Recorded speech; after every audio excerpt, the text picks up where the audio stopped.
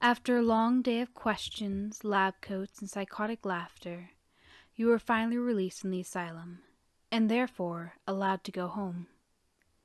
Flopping onto your duvet, your fingers tightened around the soft fabric as you recalled the very strange events occurring between you and the redhead sadist. Now that we have our introductions taken care of, why don't you tell me some things about yourself? I'm quite interested, to say the least. The redhead stated, a flirtatious smirk painted on her face as she leaned back into the chair.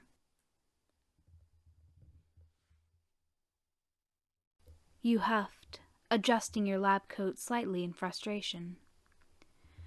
After you had stated your name, Karma seemed to have changed her attitude. Instead of acting rude and sputtering insults, she gave off an almost dominant vibe, which knotted your stomach into uneasy knots. Her personality flipped from an angry sadist to a more playboy teenager. It was strange, as if the female was almost planning something. Listener? You were pulled out of your thoughts, your attention being brought back to the female before you. The redhead chuckled. Oh, listener coon, so easily distracted are we? He shivered. You took a deep breath, recalling your thoughts.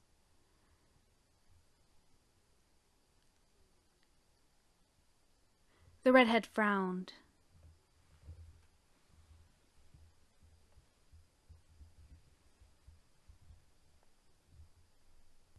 You offered, trying to lighten the mood.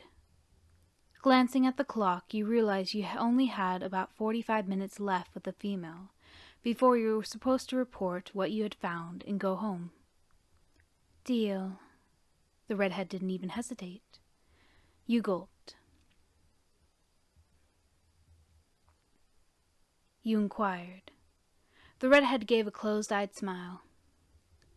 I'm feeling great, now that I'm with you. My turn. Do you have a girlfriend? Your cheeks turned a deep scarlet. You stutter, confused by a rather rash question.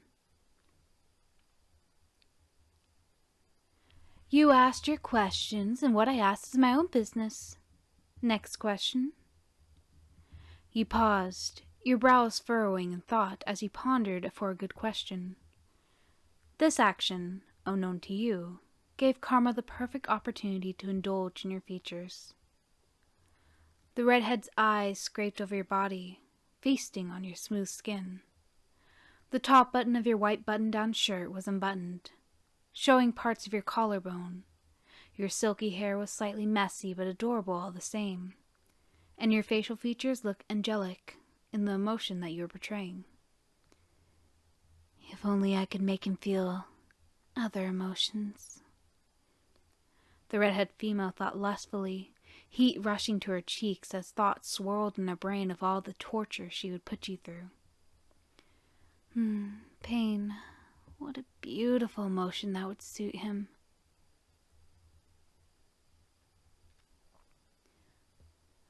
Karma glanced up, her sadistic thoughts vanishing at the sound of your voice.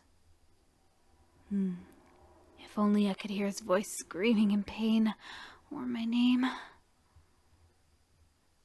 I've been a little different from the normies my entire life, I guess. She leaned forward in her chair, her eyes shrouded in red locks. Are you scared of me, listener coon?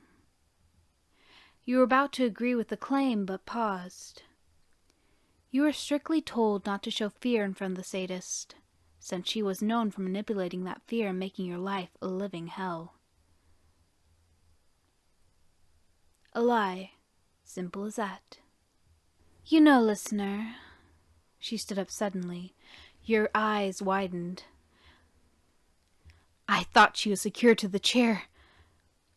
As she approached the thick glass, your breathing quickened, her body basically radiating menacing vibes which mingled with your own terrifying ones. I I don't really like liars. Her hand came in contact with the glass, and an actual squeak erupted from your mouth. She smirked. Your fear. Is it as beautiful as your pain? Your fingers clutched the panic button, pressing with intense force. A door opened and 2 guards surged forward, each latching on to one of Karma's bound arms. As they dragged her out of the room, Karma began to laugh. Not a cheery, happy laugh. Oh no. It was one of a menacing nature, spawned from the devil himself. After that, you reported and went home. Since then, a few days have passed, each encounter with the female a little more violent. She would continue to refuse to answer your questions, asking about your own lifestyle instead. Finally, you gave in, tired of her refusals, and instead, you told her about your day, how you were feeling, and just dumping your feelings onto the redhead. You would write down her responses and her reactions based on your comments, jolting down the more sadistic terms that escaped her mind.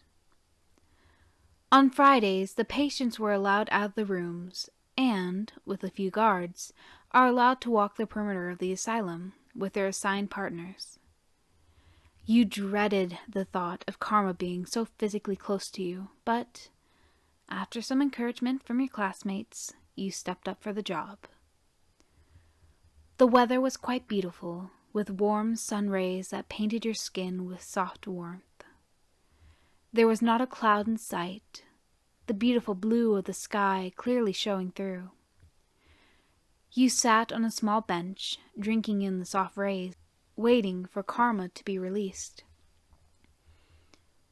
Just off to your left, you could spot Miu talking with her patient, Sue, as they played a small game of checkers.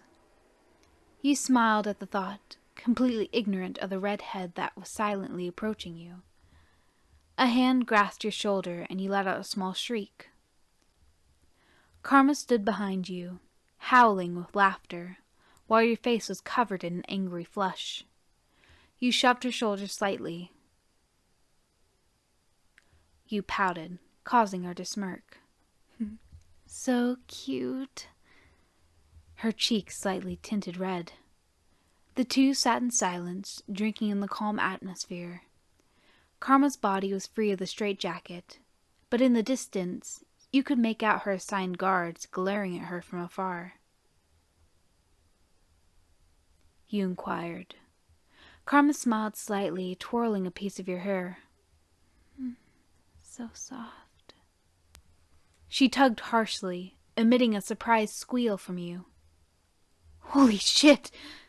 Your face, slightly flushed, was twisted into the overwhelming emotion of pain. It suited you beautifully, matching your exquisite body in a way that emitted a low growl from her throat. So, this is what it's like to have her in pain. It was unlike any other pain that she had caused. So beautiful, so weak, so hot. Karma licked her lips, a small shiver going down her spine. If only I could have you writhing beneath me.